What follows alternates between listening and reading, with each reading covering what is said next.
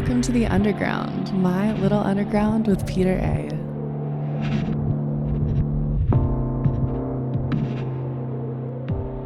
It's My Little Underground. I'm Peter A. This week on the show we have Vanessa Mena, host of Musica con M de Mujer, which translates to Music with M for Women. And this is a podcast that provides a platform for women in the music industry, be it journalists and musicians, etc. And I asked Vanessa why podcasting is her medium, as well as criteria for being a guest on the show, as well as challenges she faced booking guests. And I asked her why her show stands out amongst other music shows like My Little Underground.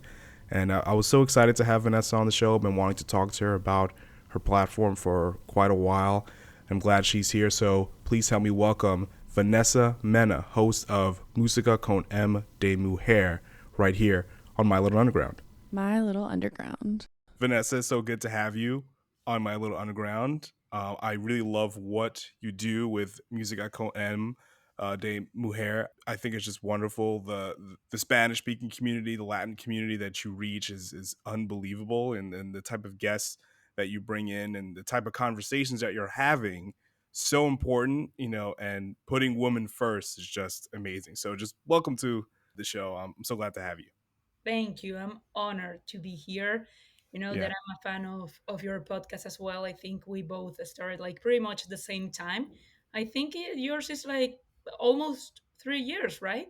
I'm actually 6 years. 6 years now. Wow, whoa, whoa, whoa. So Yeah. I found about it like a little bit more than 3 years ago. Wow, congrats. It takes Yes. a lot of work to do a podcast and been doing it for 6 years. It's wow. I admire you.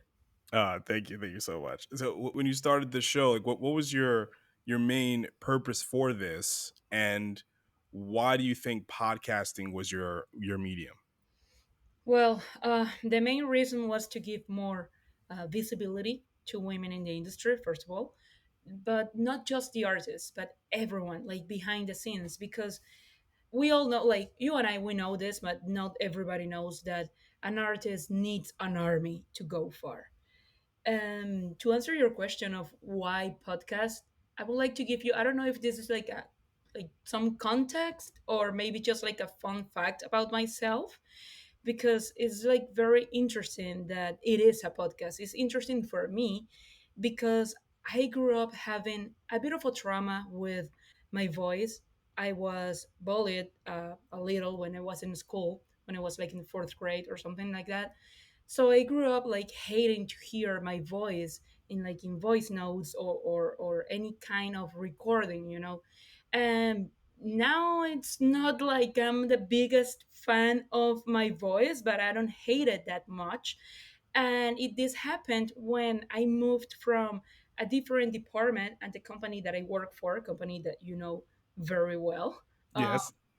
that my manager back then asked me to start like a podcast, which was like a weekly news recap. And sadly, that podcast didn't do well, but I gotta be grateful for it because thanks to it, now I have Música con M de Mujer.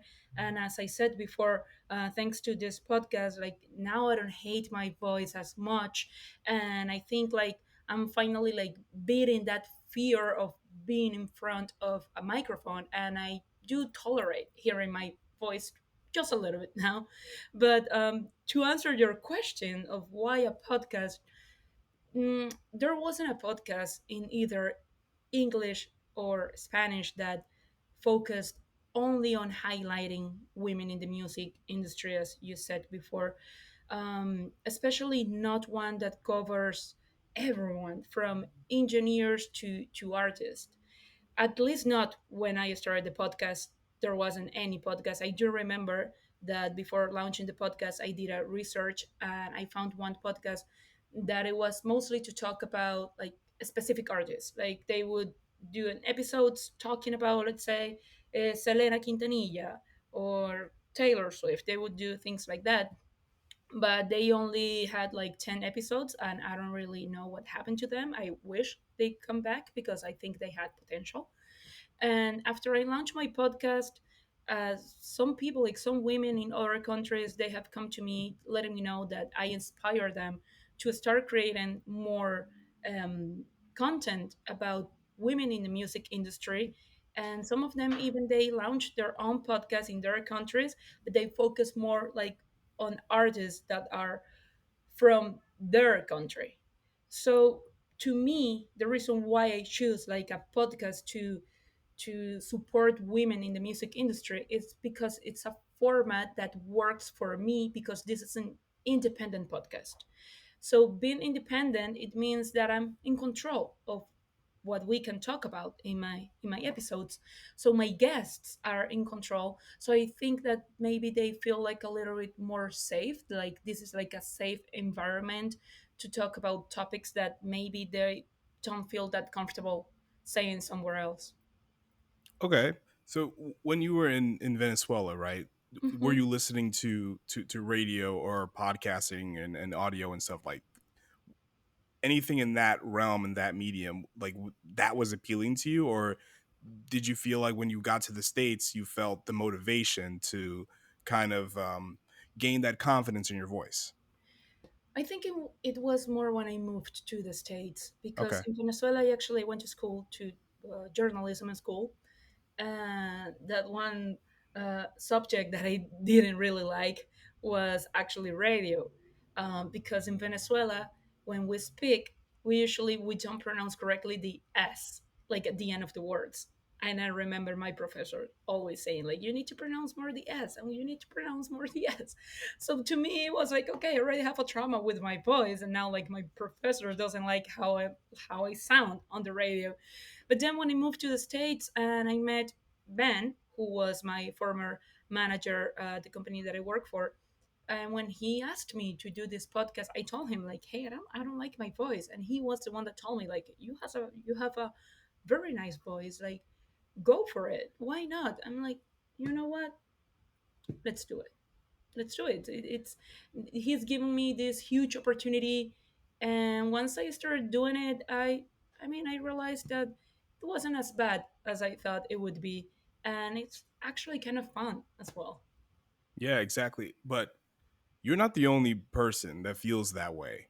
Because when I was going to school for for media and stuff like that, the common refrain I was told was your voice is your voice, whether you like it or not.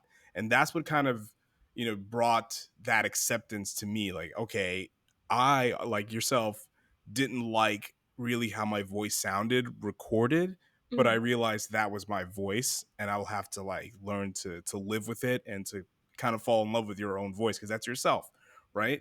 So And the I love your voice, let me tell you.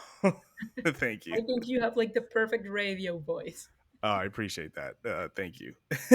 So your podcast translates to in English music with M for women, right? Mhm. So when it comes to women in the music industry and all running the gamut, right, from the artists themselves to engineers, A&Rs, whatever, journalists, do you want to focus primarily on those in the Latin music space, or are you really appealing to everyone? Well, at the time when it comes to my guests, the ones that have been on the show, they all have been Latinas so far. It is in my goals, like at some point, to have quite a few episodes in English. But before I get to that level, I need to build like a bigger audience. You know, I always use as an example the podcast Se Regalan Dudas, which is a huge Spanish podcast that they started in Spanish. And they have been on the market, I think, for 7 years, I think. And it wasn't until this year when they started like doing some episodes in English. So I think like first I need to have like a really strong audience before I start like navigating these other waters, sort of saying. But when I do content for social media, I would say it's more like uh, 70-30%. Like 70 I focus like on Latina artists, engineers and producers, and the other 30% like more to the Anglo market. Okay. And I think that when you do start, doing a lot more, English speaking stuff, it's just going to be double what you do now. It's just going to be another. tool in the recipe. It's not going to be better or worse if you're just adding English, even if you did completely Spanish forever. I don't know. I think it's just going to be another tool in your bag of tricks.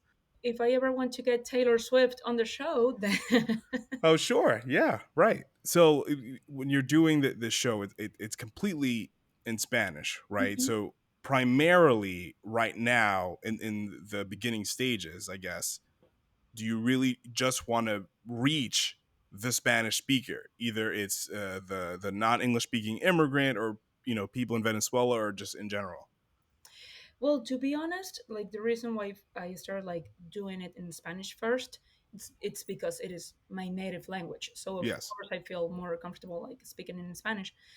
But I think I mean, I don't know if it was like thinking who I want to reach, but I think at some points like it lands to that it's because Latinas are minority in the mainstream.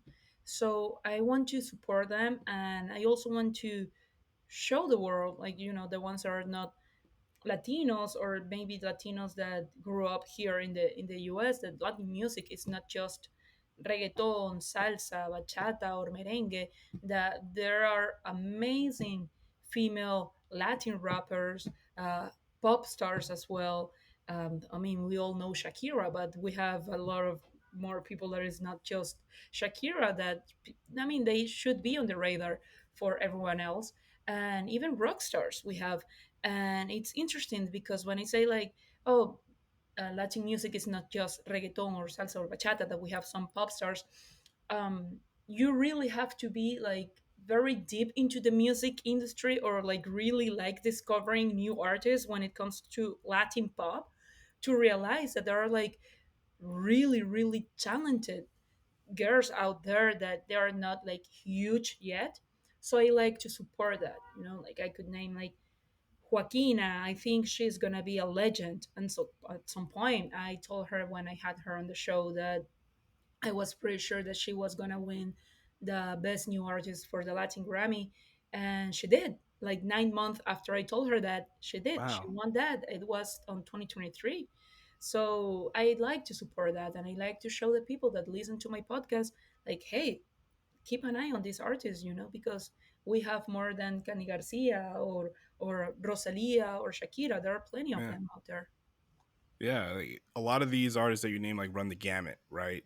Like Mhm. Rosalia has a lot of flamenco Spanish flavor with a hint of reggaeton too. Yeah, But someone who listens to her may not really like Bad Bunny as well, right? Or someone who listens to all of those may not like Lito Pimienta or someone like that. So you can't put Latin music in one basket at all, exactly. really, which is what I like about your show. You're talking to everyone and anyone who sounds like can sound like anything. So, when it comes to reaching out to potential guests on your show, what kind of challenges did you have to overcome? Like, are people focusing too much on your metrics, Mm, or are people just not answering, or do people just agree to come on your show and ghost you completely? all of the above. Yeah, same Yeah. here. Yeah, no, I know you get it. Yeah. Well, most of the time, because we live in an era where numbers matter. Okay. So if I'm reaching out to a big star, their team will always ask for my numbers. And since I'm not as big as Call Her Daddy or as Se Regalan Dudas, as I just mentioned before, they usually say no. Like they don't even do the research, to learn a little bit more about my podcast.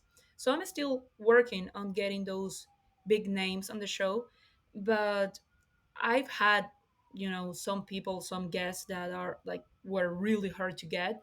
Sometimes it wasn't even because they didn't want to be in the show. It was either because their team didn't tell them that I was inviting them, or because it was hard to find a time in their schedules. So in those cases, I just have to be very patient.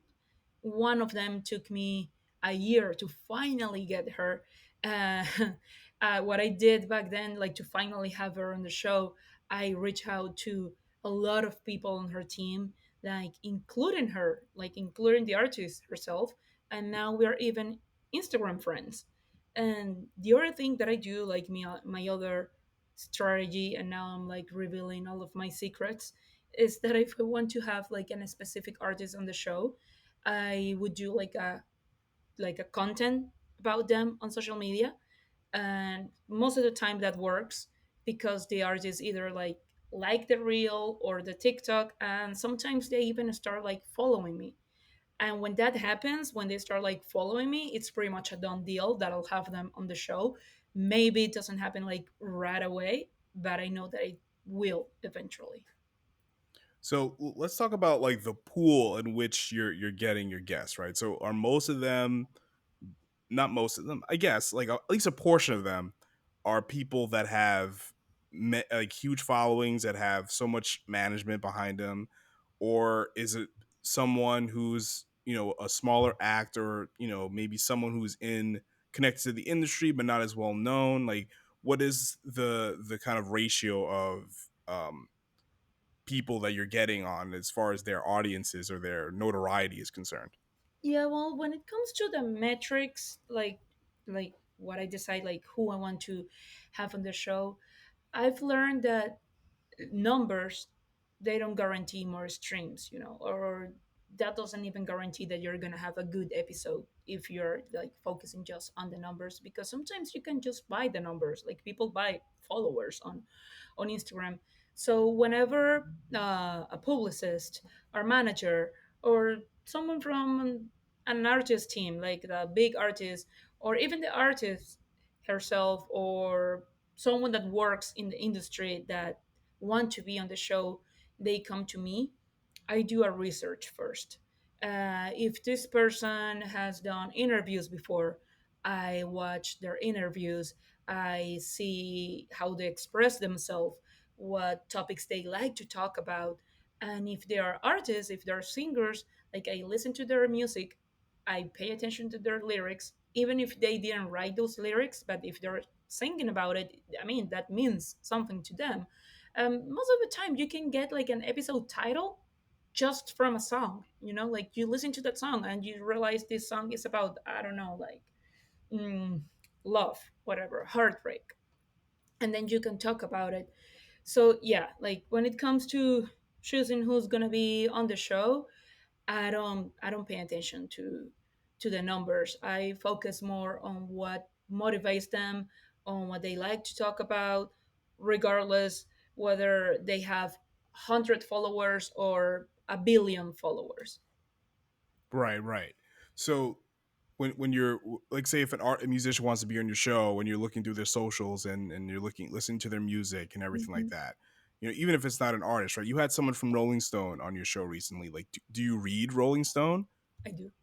I do. Okay, you see, like when you're pulling from artists to or anyone, any guest, are you invested in their work or anything, or do you feel like I want to talk to this person because, oh, maybe they'll reach these people, maybe they'll reach those people, or do you really have to be invested in what someone is doing before they come on the show? I have to be invested on Yeah. what they're doing, because if I'm not, I don't think that people is gonna connect with that. It won't feel authentic. If I'm only doing it because I'm interested in reaching certain audience, then I don't think we're gonna connect. Like I really need to have this interest on what this person is doing, on their story, on this lady from Rolling Stone. I think like her story is amazing, how she got there.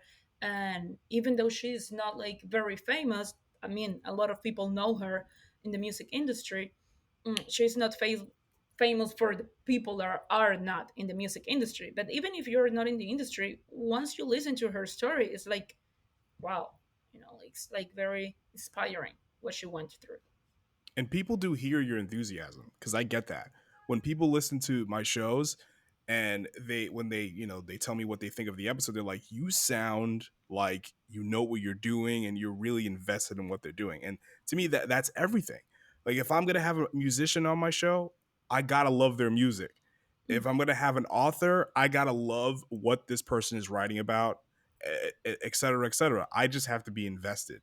That's it. Have Because the passion, like people can feel the passion. Yes. And you know how hard it is to do this? It's very hard. It's Oh hard yeah. work. Oh Editing and promotion and all this kind of stuff. If you don't care about who you're talking to, you're not going to be here mentally. It yeah. doesn't matter. It's irrelevant at that point. Yeah. 100%. Yeah. So you've also had like myself had episodes without guests, right? Some of your earlier stuff you were talking about Selena. You had an episode about the Mm. Swifties. So do you feel like having guests elevates your show, or do you think that a good show is a good show with or without a guest? I think a good show is a good show without the guest. It's just that that's not like the format of my podcast. And actually, I appreciate that you went all the way down on the episodes to find those because there were like very first episodes. Back then, I had a co host that sadly she couldn't continue on the podcast because, as you were just saying, that this is a lot of work. Having a podcast is a full time job. And I think it's actually a 24/7 job.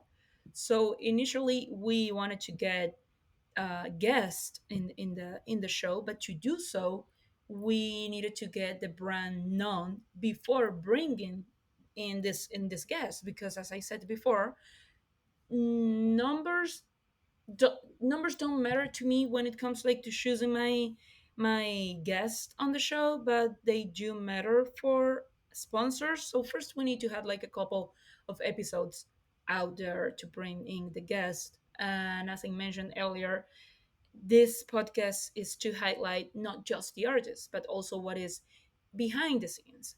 So to have these women that are behind the scenes to tell the stories is very important. They are on the show because I think like especially these women, they don't have that many platforms as an artist would do to tell their story. So that's why like yeah, a good show is a good show without a guest. But in this case, for Música con Mujer, it is very important to have a guest on the show. Yeah, yeah, I agree. It's the same with My Little Underground. I do a few shows a year where it's by myself, but I love talking to people, especially like people like yourself. Like I care about what you guys do, so I want to hear from you. You know, so it's a lot better when there's someone that you have to to talk to and really like pick their brain on them creatively. So Of let's course. talk a little bit about the production of Musica con M. Are you a one woman show, or do you have a team either for editing, recording, for video, audio, or what? I wish I had a team. This is still a one woman show. Yeah, I do have a friend that he helps me when I record episodes in person in New York. He's a photographer, and Diego, shout out to Diego. He has learned a lot about video production with me. It's not like I'm an expert. I've learned like through this 2 years and a half that I have had Música con Mujer. That's how I learned about video production and audio production. So he's helping with me as he's learning with me as well, and he helps me like keeping an eye on the cameras and sometimes even with the audio, during the recordings. So I really appreciate having him at least when I'm recording in person in New York, because when I've done like episodes in person in Miami, it's 10 times harder to make sure that everything runs in smoothly while I'm also like focusing on my guest. So yeah, like being like paying attention to that the camera is working, that the audio is working, and at the same time like listening to my guest is saying is really tough. So I do appreciate when I have Diego with me in New York, that he's in charge of making sure that everything is okay. But generally speaking, you're doing all of the editing. Yes, yes, Okay. editing, uh, marketing, Yeah. networking, everything. Yeah. So do you prefer in studio guests or do you like virtual? In studio, 100%. uh, I think that even though that it is more work, you can always like connect better with the person that you're having on the show. That they It gives you also like, I think, more time to break the ice before you start recording. And I think that people on social media also seem to like in person episodes more because they can feel that connection between me and my guest. And I don't know, I think it's just more fun to do it in person, and especially for those that are watching like on YouTube, because my podcast is not just audio, it's also video. So for those watching on YouTube, it's more interesting when I'm in the same room with my guests. Yeah, yeah. I bet it's, but I also bet it's like more cost effective to do it Yes. virtually. Yes, 100%. Because even Right. though that Diego is my friend, of course I do pay him something, because I value his work. How many episodes would you say a year do you do in person and are virtual? Oh, I don't have a number for that, but for the first season, it was all virtual. Yeah. I didn't have the resources to do it in person. For the second season, I think maybe it was, I can say like an exact number. I would give like a percentage. I think it was like 30% it was in person, and then the other 70% was virtual, I think. And then for this season, the third season, that we're still on the third season, I think it's going to be more like 50-50, or maybe even more in person than virtual. Okay. Like when you're getting guests, right? The in person ones, you're talking to people that are based in New York, I assume. No, because No. no, New York, exactly. I mean, sadly, we don't have the uh, a Latin industry, like a big Latin industry, like we used to do before. Yes, New York is huge for salsa and music in general, but most of the Latin industry is in Miami. But New York is New York. So I mean, I'm so lucky to live here, because a lot of artists, they want to come to New York either to promote their music or because they have a show. So I have a lot of artists that they do come like very often to New York, but that are based in New York that have been on the show. I would say that only like five or six of them are Wow. based in New York. Wow. I I know. when I first started My Little Underground, like the first, this is pre-COVID, right? So the first 2 years of the show, I was doing it in person. I recorded in the studio in Manhattan, Shelter Island Sound, and it was very expensive. It was expensive. It was like 60 an hour, but my shows barely went over an hour sometimes. So it didn't break the bank completely. But then when COVID happened, I'm like, crap, what do I do? So all these virtual apps started coming out, the Riverside, Zencaster, then Zoom and everything. So it made my life much easier. And I thought, why not just do everything virtually from now on? But like yourself, I do miss that face-to-face interaction, especially from artists or people that you've never met before. It does break the ice a little bit. It makes it a lot easier to talk to someone when you're seeing them, you're looking them in the eye. But yeah, Totally. hopefully I get to do more in the future, so You that'd be will cool. no. And speaking of the pandemic, well, that I mentioned, that New York for the Latin industry is not the same as it used to be before. It was like right after the pandemic that it got like really really bad, that a lot of artists, and not just artists, like people from the industry, had to move to Miami. I have some friends that they work for Spotify and they were based in New York, but since they are like in the Latin department, they moved them to Miami. And at the beginning they told them that they had the option to come back to New York, but I don't know if they still have the option. But I don't think they will come back to New York, because now the Latin industry is very very strong in Miami. Yeah. So when you're going to Miami to, are you recording interviews out there when you're just like on vacation, or like you've booked an interview and you're flying to Miami for this interview? Well, when I started like doing interviews in Miami, like in-person interviews in Miami, it was because there was this artist, Gale. She's amazing, by the way. That I met her, I think, 3 years ago when she hadn't signed with Sony yet. I met her at the LAMC conference here in New York. I had the idea of the podcast. I told her that I was working on this. So we exchanged like Instagrams and we stay in touch. And then a year later, this girl, she signed with Sony and she's becoming like a very big deal. So I saw her again last year, again at LAMC, and I told her like, hey, now the podcast is a reality. Remember when I told you about it? And I told her, hey, I want to have you on the show. And she says, right, let's do it, but I want to do it in person. And I haven't done any in person episodes yet. And she told me, when are you coming to Miami? because she lives in Miami. I'm like, hmm, I don't know, let's say September. So I gave her a date for September and I booked the episode with her. And then I booked like more episodes around that time that I was going to be in Miami. Wow. So then that's how I figured that that's what I had to do. Like, even if I'm going to Miami just for vacation, now I always travel with my equipment, like my podcast gear. I always go down to Miami with all of my gear and I try to book at least two or three interviews while I'm in Miami, and then I get to enjoy my vacation. But yeah, now it's work and vacation when I go to Miami. I love that. I love that drive and dedication. So Yeah. like when you publish an episode, right? And after it drops, maybe 24, 48 hours, are Mhm. you looking at your metrics, either the audio portion or on YouTube and social media, and are you over analyzing it, or are you just like, yeah, it is what it is? I think it's a little bit of both. Like, sometimes I say it is what it is. Some other times I get like a little frustrated, because as I said before, that numbers don't matter when it comes to choosing my guest, but they do matter when it comes to selling my podcast. So, podcasts, as you know, we don't make that much money from streams. We make money from sponsors, and to get sponsors, you need the numbers. But on the other hand, I've realized that numbers often they don't reflect like the real impact that we are having on the people that we are reaching.